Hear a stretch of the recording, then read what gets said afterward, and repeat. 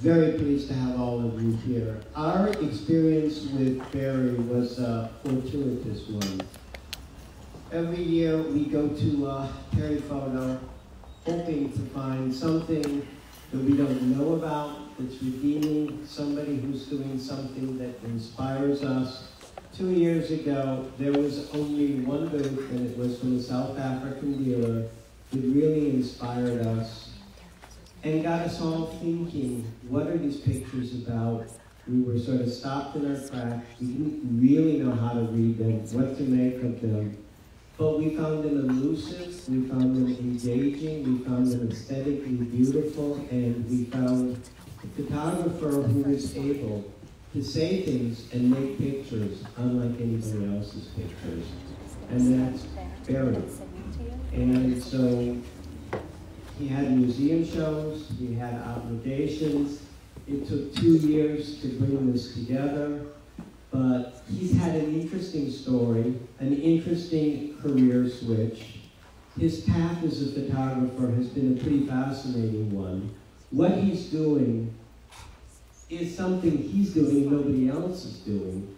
And so we thought it would be wonderful to have him here and to have him able to tell us his journey and how these pictures came to being and how we might be able to give us some insight into what he's trying to say with them.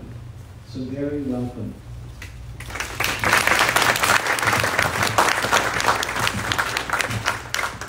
There'll be questions that we'll speak and we're gonna show you a slide deck, and we won't necessarily talk about the pictures per se, but sometimes Barry will want to talk about the pictures, and we'll start with just a 2-minute video that was his project at SVA, which is just a teaser.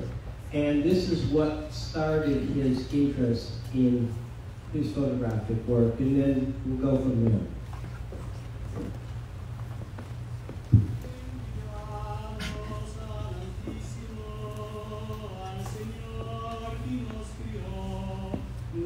Agradecimiento por los bienes que nos dio, alabado sea su santo nombre.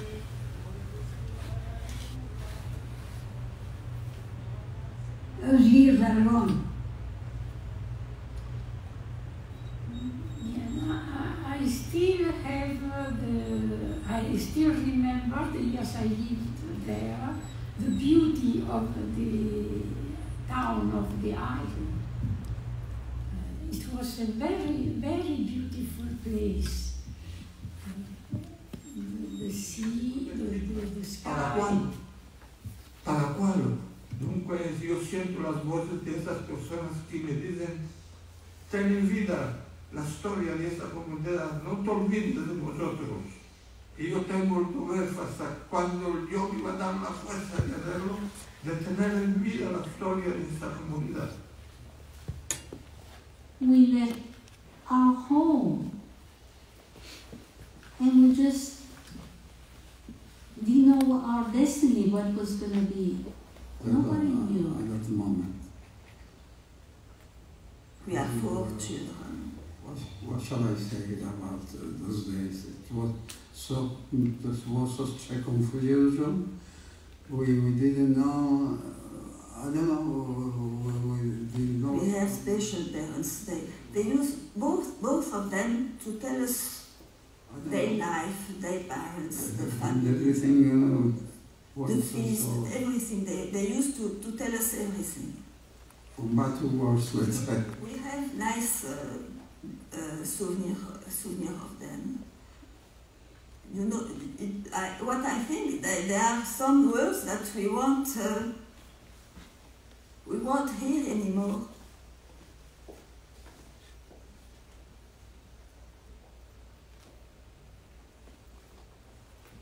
So I should say, and I should have told you before, this started Barry's. You know, in Rhodes, Barry's family came from Rhodes. A lot of Barry's family have not survived. You know, Rhodes, when the Nazis were in Germany in the war, Rhodes turned over all of its Jews. A lot of them perished in concentration camps. And Barry decided to do a project based on his ancestors. It started as a personal search. And his memories of them, he said it wasn't going to be about the Holocaust. It was just going to be their memories. But he said the people and his family members and his distant relatives all really wanted to talk about what happened. And this was the beginning of Barry's journey. It's your turn. Thank you. Thanks, Holden. Let me first just say how very, very grateful I am to Holden, Jody, Gabe, and the whole team at the gallery. It was a dream beyond expectations to have a solo show Barry photo. But then, you know, there were artists in that show that had been icons of mine my entire adult life.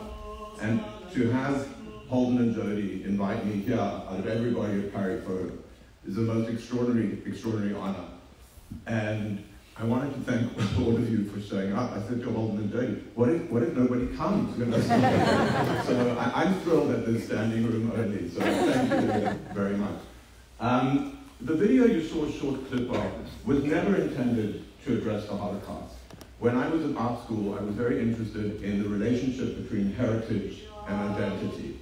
And I wanted to examine my maternal heritage because it had been such a strong part of my identity. And I agreed with everybody that I talked to that we weren't going to discuss the Holocaust. Many of them had never ever spoken about it, not even to their own children. And the minute the lights went off and the cameras went on in the studio, the first question I said is, tell me your name and where you're from. And everybody without exception talked about their time in the Holocaust. And when I went back to art school, I was ignoring it. I was doing a story about heritage and identity. And my crit advisor said to me, Barry, you have to do what your footage is telling you. And that's how this came about. But you'll notice, I mean, you saw in that little clip, but even in the full piece, I edited out everything that said Auschwitz, Nazi, Holocaust, because for me, I wanted to make a universal piece on the idea of loss of heritage, loss of identity, loss of place. And this work screened at a festival in New York with a black artist who had done a film on African identity in Harlem and the loss of African identity. And at the end of the festival, all of the black people in the audience came to thank me for this work telling their story. And that for me has sort of carried me sort of forward with how I've tried to abstract from the particularity of place in all my work. So that video is showed around the world at festivals, and everyone would put their hand up and say, we know the story. You know, we may not know that lady with the white shirt, but we know the story. And I would always say, we know the story so well, how do we justify doing it again and again and again? And that set me on the journey for the work we're going to talk about. So the work, when it began on a sort of grid structure. Do you want to talk and explain sort of how it started and how it evolved? Sure, yeah, of course. So when I first started, I sort of had come up with the idea, I've got to stand up, it's easier so I can see everyone. I came up with the idea based on a lot of research I had done at art school about using the landscape in a metaphoric way. There's a Dutch painter, his name's Armando, and he came up with this concept of the guilty forest, which was also related to memories of World War II. And he said, you know, the trees of the forest are guilty because they see everything. And he actually takes it even further to say the trees on the outskirts of the forest are more guilty than the other trees because they see more. So I sort of developed this idea, and I wanted to use the landscape as this metaphor because, in fact, like us, the landscape sees everything. Like us, it does nothing. And in fact, if you take the metaphor further, the trees shed their leaves and cover up, they become complicit, but they also rejuvenate, they restore, they replenish, they grow. And so the metaphor for me is very beautiful because it takes responsibility for bearing witness, but also talks about the prospect of hope for a better future. So I started working in Poland and Ukraine. The work actually on the Red Wall is from Ukraine, which is particularly poignant because when I shot it, we had no idea that we were about to see another war in Ukraine. But I had no idea what I was doing. I just shot, and I wanted to work in as many different ways of interrogating the landscape as possible. So I started working on these lateral movement with these shots are two of my earliest work, and it was shot on the last mile of train track into Sobibor concentration camp. But because of the lateral movement, when you work from left to right, I think you give the eye permission to exit the photograph. You start, you move across, you leave. But by virtue of working in grids, I felt like I could keep the attention on what I was trying to do. And the idea of the underexposure, the overexposure, and the blurring was to extrapolate from that specific place and start to remind people that that place can become any place. So I continued to work in grids for a little while. This is the Ukraine work, a more abstract grid. But I was working left to right, and I was sort of concerned about the idea of retaining focus. And after the grid works, I started working, like the work you'll see in the room, much more vertically. When I moved the camera vertically, I felt like I was keeping the attention, my eye, in the center of the image instead of traveling through it. Let's talk about the image up there. Sure. Okay. So I want to just talk about this one. I generally don't expand on specifically what happened at a particular site, because the work is really intended to be more interpretive and let people sort of place it in their own experience, with the exception of this. So this picture, unfortunately it's sold out, so we don't have it on show here, but I did want to talk about it. Well, fortunately it's sold out, but I did want to talk about it because it really sort of defined my path for the next 10 years. So you saw the grid works, the idea of this lateral movement. I'm going to extrapolate on what happened there because it explains the technique that I adopted for the whole project. So I was in this forest and I was working with historians in Poland who had all the GPS coordinates of all the unmarked, the unmarked mass graves. And they told me that in this forest about 40,000 people had been buried. The Jewish people were taken to the outskirts of their villages. They were lined up in front of pits. They were shot. The next person stood forward and got shot and met the same fate. And they were stripped naked. No one was armed. There was no defense. And this man was standing behind his two children and saw his children get shot. And I was told a story about how he had just gone crazy. You know, like ran senselessly around the forest in this fit of frenzy and trauma. And I asked him to leave me on the site. And I tried to imagine what this man must have felt. And I sat there and I bolted my camera to the tripod and I started thrashing it around in this sort of delirious frenzy, left and right and up and down. And I must have shot thousands of shots. And this was one that emerged. And you can see what I do. The foreground and the leaves in the back are very, very sharp. And the idea was to start working in the same technique to develop this visual language of the veil, the metaphoric veil that we construct between evidence and witness. I was talking about to some students yesterday, and I said I think a lot about the child who watches a scary movie through the gap in their fingers. Even a child knows that the movie hasn't changed. But by virtue of obscuring our view, we give ourselves permission to be less responsible, less accountable, less afraid. And that really became, this picture became the start of everything you see in the room. The interesting thing is, if you think about it, and if you look at the pictures, and our response to Perry Photo to see a show of the pictures, was they're aesthetically very beautiful. They're very mysterious.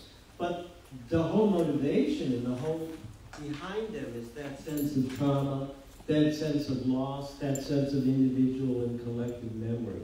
Can you talk about the sense that, you know, they're motivated by places in the world where tragic things have happened, yet the pictures themselves are visually very beautiful to look at and very, sort of very mysterious. It's almost like Dylan, that beauty walks a razor's edge. And that sort of difference, that subtlety of beauty, can you talk about what you think about the aesthetics when you're putting a picture together and whether the aesthetics are a response to making something more palatable. Yeah, sure. So the aesthetic is not an accident, right? I work hard to try and make an aesthetically pleasing shot, a shot that works for me aesthetically. So typically, my process is incredibly research-driven. I know exactly where I'm going, what happened at each site, but I'm not so interested in documenting the specific site of the trauma, because I think that's been done. You know, there are photojournalists that do that, there are documentarians that do that, and what I really wanted to do, which I'm not aware that anyone had done before, was comment on this idea of our role as public witness. So, you know, to Holden's question, I'll start at a very specific site where something happened, but I'll work very sort of freely with the idea of witness distance, and I'll move outwards from that site until I find a moment that lets me make what I think is an aesthetic shot. So I look for things like, you know, what the light's doing, highlights, because highlights give me the ability to drag the light into the image. And I sort of feel like I'm asking an audience to deal with challenging material, and I need to give an audience a way in. And the aesthetic is really, it really is sort of the door opener. It's the invitation to go deeper if you choose. But I feel like if I can't engage an audience on an aesthetic level, then there's no chance of a more substantive dialogue. And it became, when I started working on this, people said to me, you can't expect people to bring this kind of subject matter into the home. And I would say, look, that's the problem, right? If it's okay to have this conversation in the institution, the university, the school, the museum, but not in the home, are we in fact becoming part of the problem? And the aesthetic was also a way for me to invite people to live with the work and to continue to talk about it and to tell the story. So it's a very intentional part of the practice. So a couple of things. Your titles to pictures are very sort of, they're not specific, just as the work is not specific. If you look at the slide up here with the triptych, this was an early one. This happened 2018, right? So this happened earlier. Can you talk about how your practice as a photographer has evolved from an image like this to an image that's layered in a different way, how it's developed? So generally my titles, this one is not one of the examples, but generally my titles come from my extensive research on the subject. So I'll do a lot of research on the theory of landscape, the relationship between landscape and memory, and I draw a lot of my titles from the academic texts. And the titles are intended to give a clue that there's something more that I want you to think about with the picture, but I don't want to be didactic. There's a Dutch academic who was incredibly influential in my work, and he basically said, you know, as a child he lived on the outskirts of a concentration camp, he learned about the Holocaust at school, and he was completely unfazed by it. He was ambivalent at best. And as an academic and an adult, he started wondering why he had been so indifferent. And his conclusion was the way the Holocaust got taught was too didactic. It was almost decided for you what you were supposed to think and feel. And he issues a call, a very explicit call to artists. And he said that it's the job of the artist to re-engage the public consciousness with the right brain, the part of the brain that processes creative information, abstract information. And I took that really to heart. So the idea was this sort of, the idea of the metaphor, the idea of abstraction, the idea of giving a place for interpretation. And this was an early work, and I was very conscious of the responsibility of dealing with this subject matter.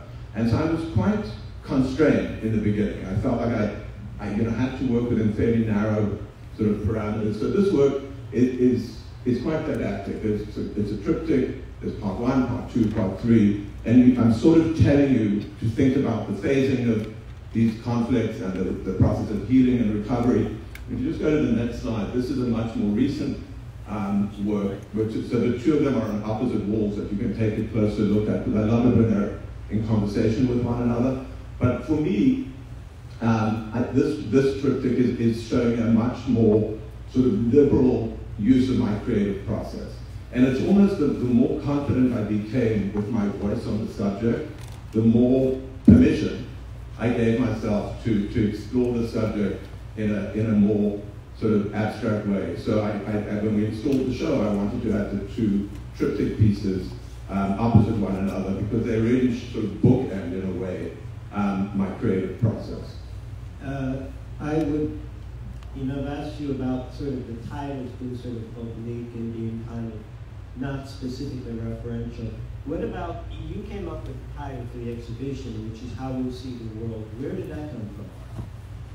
So, again, as I continue to research on the topic, there is a painting by Magritte, and I bastardize, choose the language of the French, but it's La Condition Humaine, the human condition.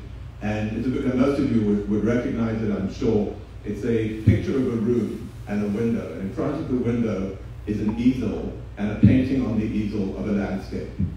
And when he spoke about that in a lecture he did in the late 30s, he coined the term that I took the title, How We See the World, I took the title of the show from.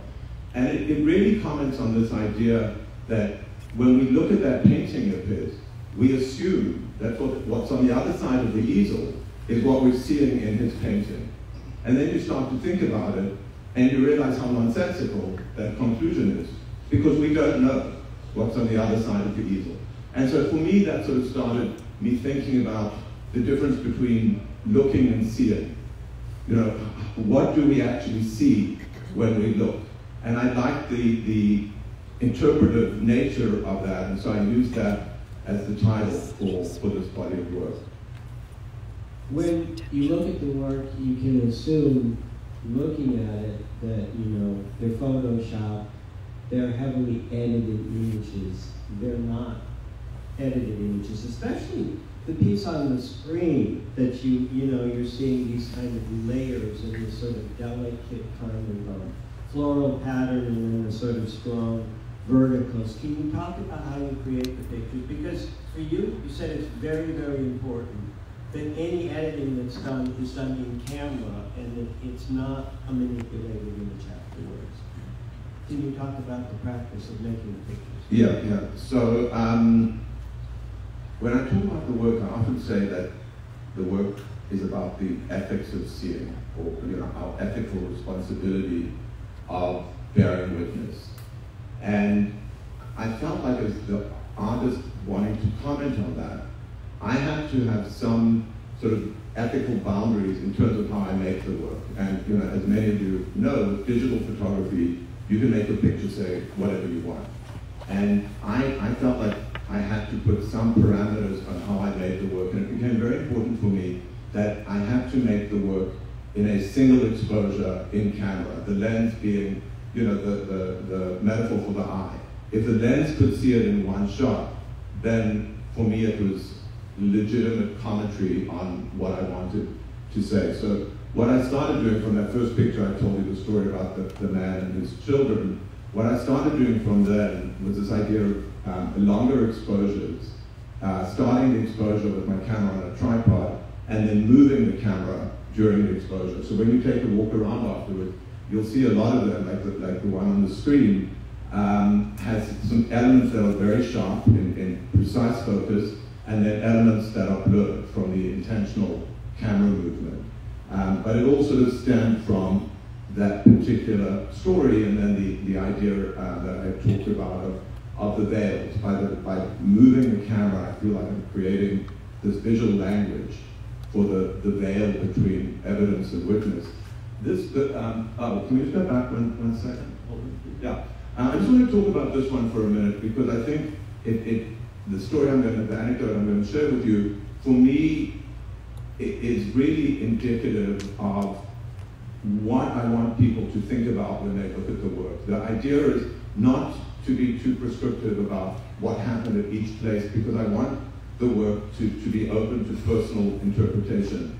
And the first time I exhibited Divine Blooms up on the screen, the woman who bought it came to thank me for a work that told her story. And I said, that's interesting, can you elaborate for me a little bit? And she was a cancer survivor. And for her, the little yellow flowers, these defiant weeds that survive against all odds, was her story of survival. And the picture had such personal resonance for her. And I feel like when that happens, I'm doing what I intend to do. The work is really speaking to people. You're basically, Barry's had several careers, but when he was 14, he got his first, from your writing, when you were 14, you got your first camera, had a dark room, made pictures in black and white. I want to ask about how you treat the aspect of color, but I also, it's very important, growing up in Cape Town where you were, you said the white people lived in one place, the black people lived in another place. Everybody was very much conditionalist as to you weren't allowed. You were either you lived in this neighborhood, or this neighborhood. And you said as a child, your camera, you've been looking since you've been 14, gave you the freedom to go and see how other people live or imagine how other people live. So can you talk about that sense of the camera as a vehicle for exploration for you, for getting in touch with things that you want to think about and you want to share? And also, it's not exactly connected, but how important is the concept of color in your palette? Sure, so I did start photography very early on. I got a camera as a birthday gift. And I was growing up in apartheid South Africa. And at the time, there was extraordinary censorship in South Africa. So we had no access to any media that was critical of the government. In fact, I didn't know what Nelson Mandela looked like until I came to live in New York, because his image was banned. So we lived under extraordinary censorship, and there was racial segregation as part of apartheid. And I didn't think about this until after the fact, but it was the camera that gave me a reason to explore. I got on my bicycle and I rode to an area that white people were not allowed to be in. And I walked around, I would go off it with my camera, and it was just this way to try and grapple with the inequities that were sort of all around us. And I think without the camera, I almost wouldn't have had the vehicle, the reason to explore. And I think that early experience sort of carried with me when I came back to sort of photography as a career. It was all black and white. I trained in analog photography. I had a dark room. But the work you see is all in color, and it was, I suppose, part of my training at art school, when we were absolutely conditioned to ensure that the technique you used reinforced the concept. And what you were trying to say with the work had to be supported by the technique you were using. And I feel like if you're going to deviate from whatever the standard technology of the day is, there has to be a substantive reason to do so. And the prevailing technology of our day is color digital. And so that's what I work with, because I think anything outside of that can start to feel trivialized unless it ties to the content. And in fact, I did just do a work for Cape Town Art Fair where I used black and white, and it was specifically to address the current conflict in Gaza. And I realized the more I thought about that, what was bothering me about that conflict was the complete polarization of the public discourse on a global basis. It was not that people had different points of view, but it was either all black or all white. And the work that I made then is pure black and pure white, because I felt like the loss of color there talked to the meaning. The title of the work is The Crudeness of Binary Thinking. And the idea of all black and all white sort of fed the binary notion or concept that I was trying to articulate. So I will deviate from color if there is a substantive reason to do so. And so, Barry had a previous career, Harvard MBA in business, worked for Google, had a huge job in marketing, making a very good salary. Was told to stick around, you know, stock options, etc., etc., etc.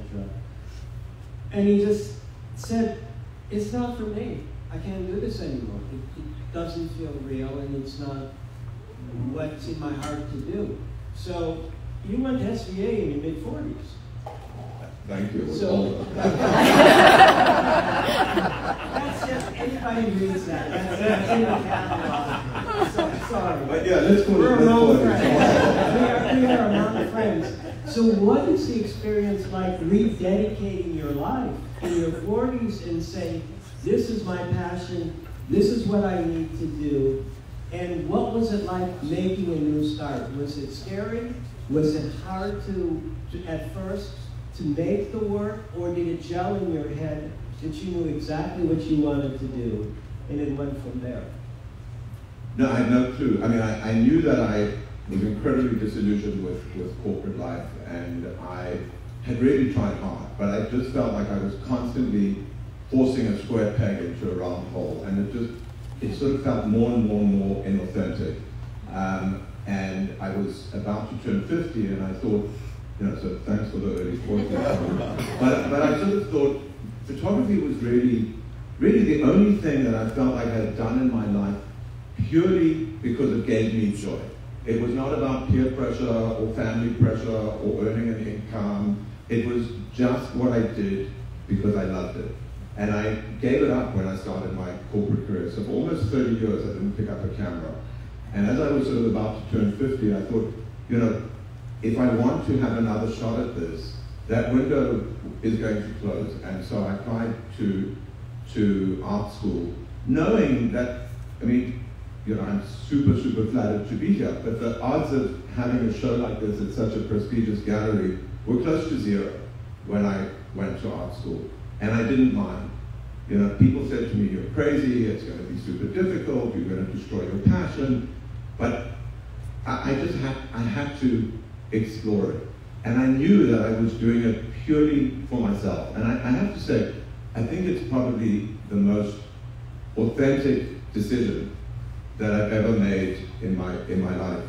And I was actually talking to someone a little earlier, telling them the story. When I was working in Poland and Ukraine, which was sort of the first territory I covered, we were in Western Ukraine, in a rural village in the middle of nowhere.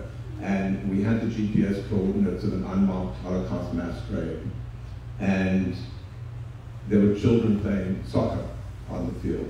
And I lay on the ground and I just watched them. And I took pictures, which were purely for my own use, because I never want to put people in my landscapes, because I feel like that implies a value judgment on people. That's not my place to do. But I lay there and I watched these kids and I took pictures, and I really had this feeling like if I died on the spot, I would be absolutely thrilled with where my life had gone.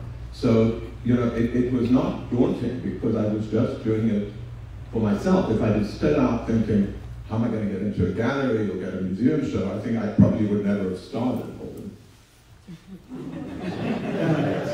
So, talking about that, talking about sort of roadblocks along the way and stuff,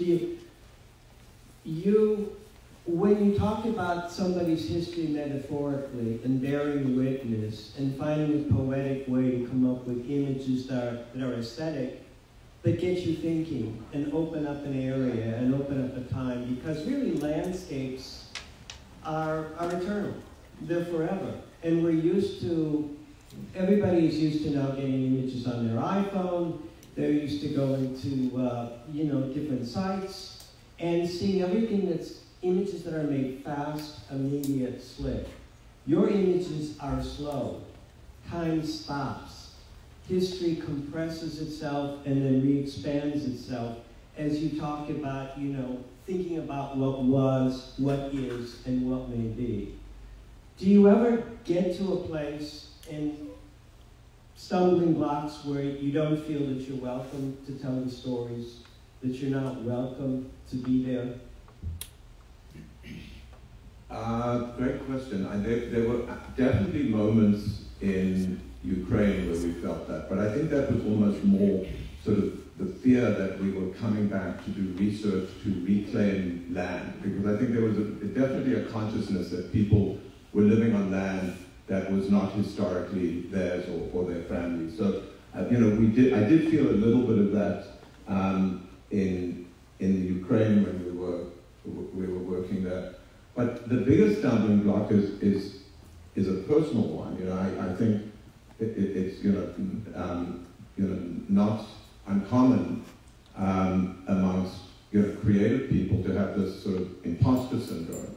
And almost after every shoot, I look at the work and think, I'm never going to be able to do that again. And so it's sort of, that's the bigger sort of stumbling block and because I don't shoot every day, my practice is so research driven, I could be 2 years of research before I go back into the field. It's sort of those big blocks of time that present the bigger challenge to me than challenges from people and the environments that I go into. Can you talk a little bit about the image above? Because the landscape is sort of repeated twice by moving the camera. Are you often sort of surprised? Do you have a sort of eureka moment that I'm looking at this picture in particular because we were looking at it with somebody who really had admired it, and I noticed that sort of the same landscape was shown twice. So as the camera moved up, you got a sort of almost like a parallel existence. Almost like, and metaphors are really important to your work to understand how a picture can say something metaphorically. So, do you look in your, I mean, you said to me when we were talking about how much you shoot, you said I shoot an awful lot to get what I really want and what really works. But as a picture like this, where you, since you don't know what it's going to look like, because you're moving the camera, are you often surprised by what you see? Yeah, I think that the honest answer would be yes.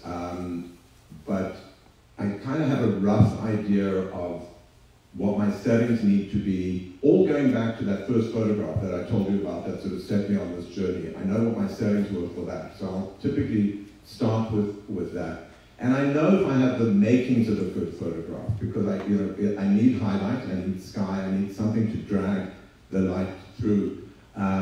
But I don't shoot sort of like a photojournalist style photography. So if I was going in just to document that poppy field, I'd get my exposure right, I'd get my focus right, I'd take the picture and I'd move on. But this idea of working with this slow shutter speed and moving the camera is an incredibly meditative process.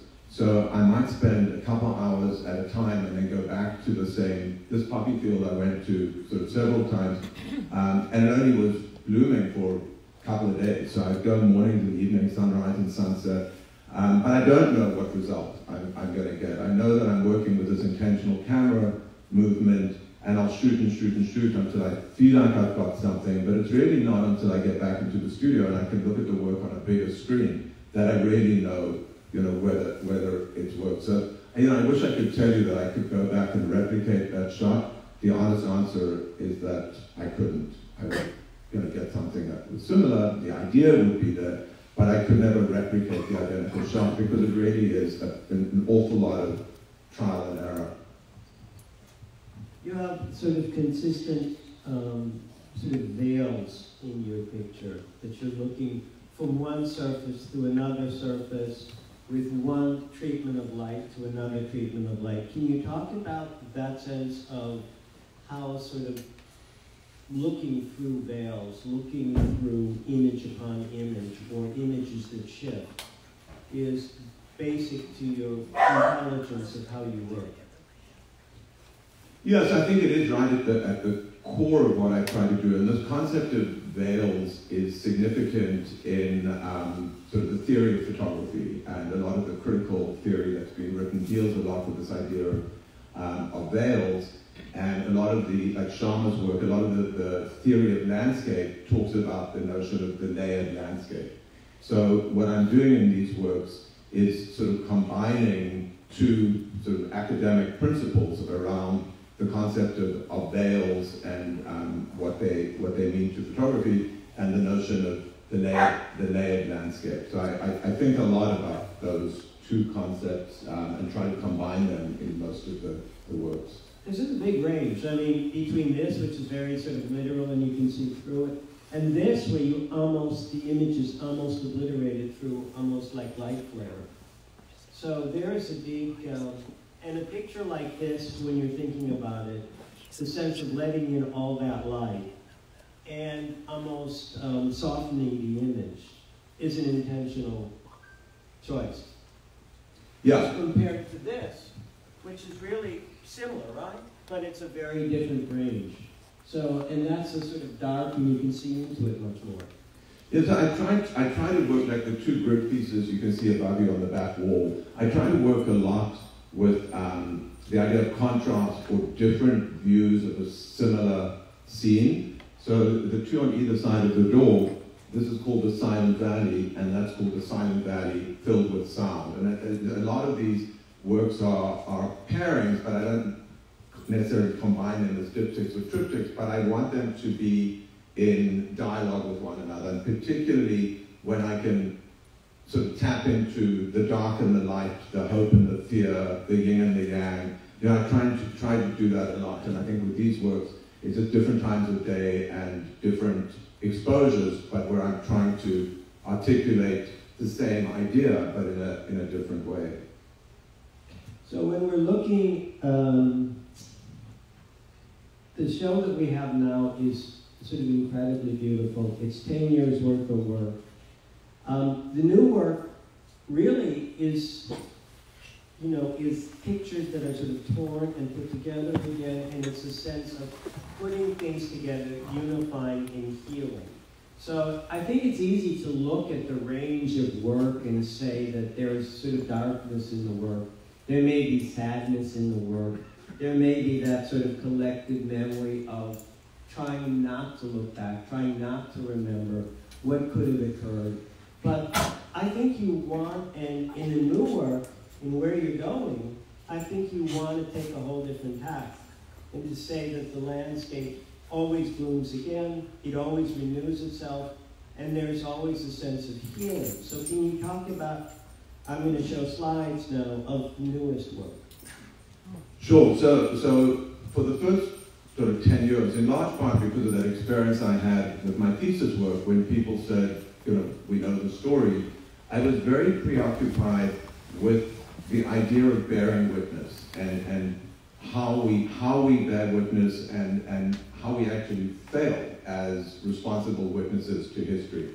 So that was all my preoccupation with this idea of the veils, the metaphoric veils or the filters. And then, you know, last year, actually it started during COVID when I was sort of homebound, and I started re-looking at my archive, pictures I'd made, you know, from Poland and Ukraine very early on, but more sort of classic landscape works, which didn't really have a place in this story about the veils and the filters, where I hadn't shot with intentional camera movement, but they were beautiful landscapes. And when I was looking at these more conventional, beautiful landscapes, I started thinking a lot about the process of post-trauma healing and recovery, because we do in fact heal. You know, life goes on. We go through these awful personal traumas, you know, global historical traumas, but we do put the pieces together again, and life goes on. And so with these pieces, what I was interested in doing was cutting out the landscape and then recompositing it as a way of trying to fix it, to heal, to move on. So we do put the pieces together again, but they never fit in quite the same way. But we know exactly what we're looking at, it just doesn't look exactly the same way as it looked before. And so these works I just exhibited for the first time last weekend, actually, in Cape Town. And they were incredibly sort of well received, because, you know, we do heal, we do move on. I want to just talk about that one for a moment, because the story is really beautiful. So that was a tree in Namibia, and it's one of the very rare moments where I actually have shot an image at the specific site where something traumatic occurred. So during the Namibian genocide between 1904 to 1908, the literature says thousands, but certainly many hundreds of Herero people were hanged by the German occupiers of Southwest Africa off that tree. And when we were there, 2022. Yeah, 2. Okay. 22. Oh, no, I just met because I made it in 22. But I shot it, and when I shot it, so 2023 is when I made the work, but I shot the source imagery like 120 or 110 years after the genocide had occurred. And there's this very rickety, you can't really see it on the screen, the very rickety little fence that the local community had erected around the tree to protect it, to stop people playing on it or climbing on it. And it became this place of, this place of sort of religious remembrance, this holy place for the Herero community where they would go back to commemorate and remember their ancestors who had perished in the genocide. And I sort of took this picture, not quite sure what I was going to do with it. I shot multiple angles of this tree in this beautiful sort of sunrise light. And 2 months after I shot the picture, the person who had taken me there sent me a picture that the tree had, showing the tree had fallen down. And so it almost sort of became this symbol of my practice, which is really the tree under the burden of time and memory just couldn't take it anymore. So one last question, and then for me, and then I'll open it up to questions from you. Is I think people want to know, you've taken an incredible journey. You've gone from continent to continent. You've gone and researched all of these historic places. What comes next? It's a secret.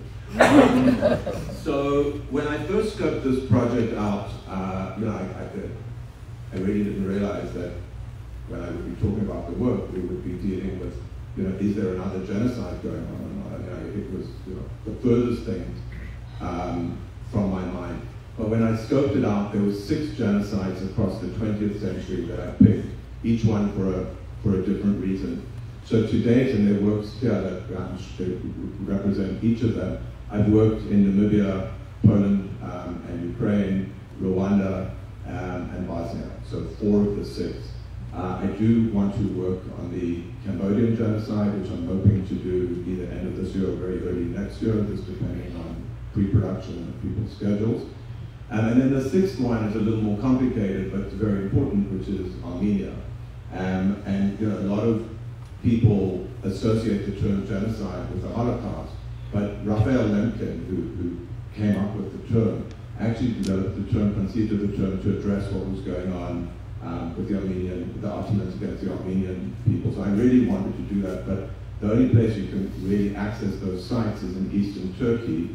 And I think President Biden's got enough on his hands right now. He's not going to come and get Barry Salzman out of jail in eastern Turkey. But I would like to get there. And when I've covered those 6, I'd like to do a book looking at the whole scope.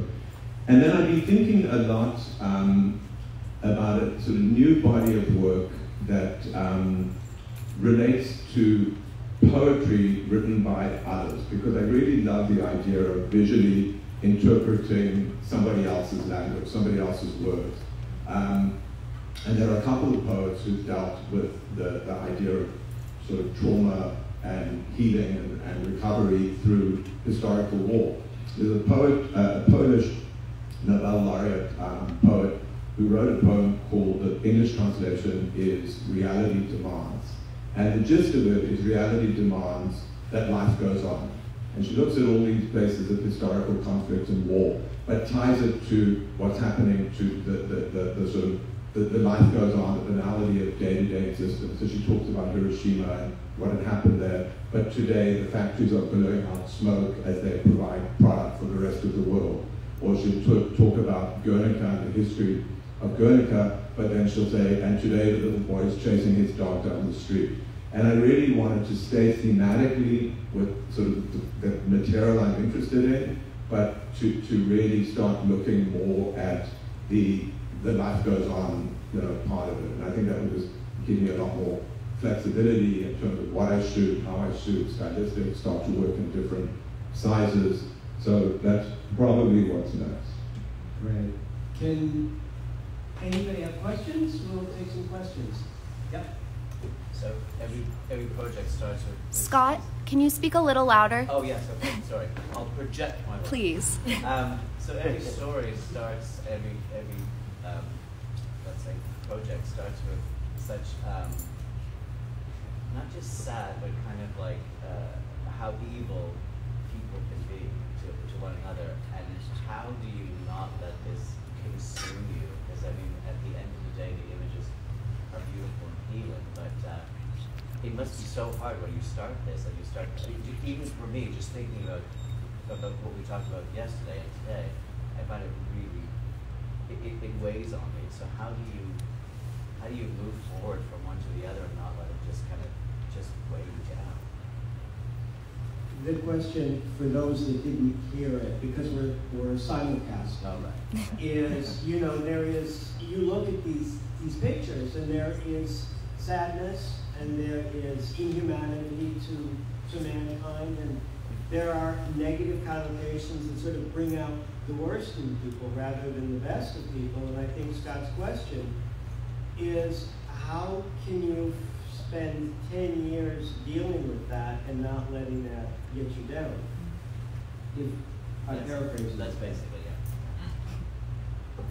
it. You know, I don't think of them as sad at all. Like, for me, the process is really, you know, I work through the lens of time and memory. I think it would be very different if I went into a current war zone, but that's really not what my practice is about. You know, for me, I find them much more about the process of contemplation and healing. And, you know, these are historical events that we're all familiar with. So I find it actually quite therapeutic and calming when I'm in these locations. There are moments, like, you know, when I told you yesterday about being on the site of the discovery of a mass grave in Rwanda, there are moments that are, you know, incredibly challenging when the sort of human aspect is more sort of dominant. But generally speaking, when I work on the landscapes, I'm thinking much more about the sort of healing powers of time and memory. Any other questions? Am I going to call on some of you? We can certainly, if there are no other questions, you can certainly ask about any pictures that sort of pique your interest. I forgot to do something really important, so I was good about welcoming you and we're thrilled to have you here, but I get to greet all of you, which is my pleasure. I get to think of some questions, which is nice because I can sort of articulate what I want to know. But what I didn't say is there's a team of 8 of us here. I have the easy part. Everybody that's part of this gallery participated in this show, whether it's selecting work, whether it's coordinating framing, whether it's coordinating website content, whether it's actually installing the show.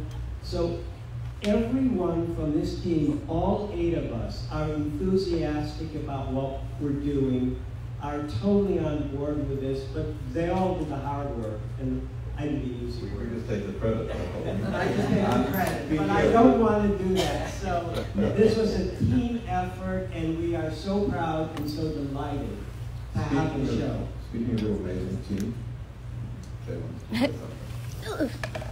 Can everyone hear me? Yes. Okay. Do you want mine? No, if everyone can hear me. Yes. Wow, I don't like speaking. But I was fortunate enough to go with Barry yesterday. Barry spoke to 150 students at Dreyfus School of the Arts, high school students, and I'm an alumni of Dreyfus. The dean of my department, Peter Stardalak, is here. It is the most amazing community, and Barry gave the most incredible talk. It was life-changing for me, and I'm not a student. I watched these students process. We're fortunate enough to have some of the students here today and watching on our live Instagram. But I recorded that conversation and got permission from their principal. I'm going to share that on the website. Every time Barry opens his mouth, I think he's saying new things, but I'm also finding myself, I think you have, as a defense mechanism, you kind of start to close your mind to certain things because they're very challenging and they're painful, and you find yourself saying, I can't even imagine. But Barry does imagine, and Barry kind of helps make things digestible and bring things to light. So I'm going to share that video. I will have it on our website by Tuesday morning, I promise. I have a wedding this weekend, but I'll have it up.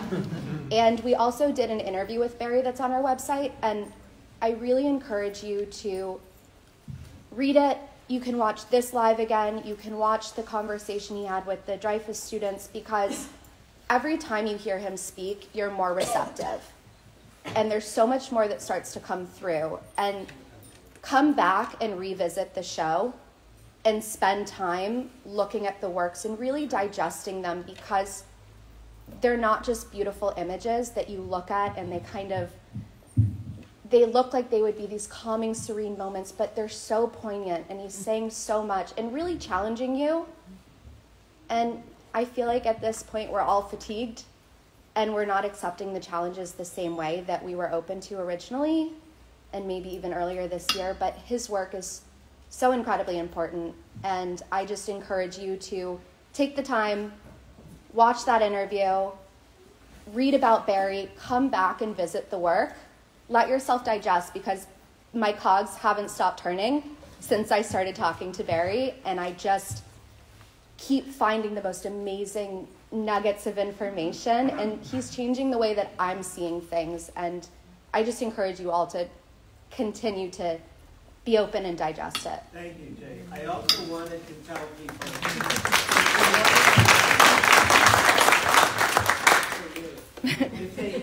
if they want to know more about Barry, on Barry's website there's a keynote speech that was delivered to who, precisely? It was in commemoration of the 28th anniversary of the genocide in Rwanda. I was invited by the ambassador from Rwanda to speak to the Rwandan community, and it was an extraordinarily emotional moment to be speaking to a room full of survivors of the Rwandan genocide. So it's an that's on my amazing website. speech to listen to. It's powerful.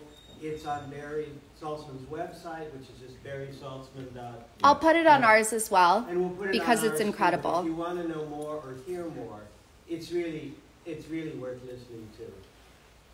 Very moving. Thank you all. Thank you.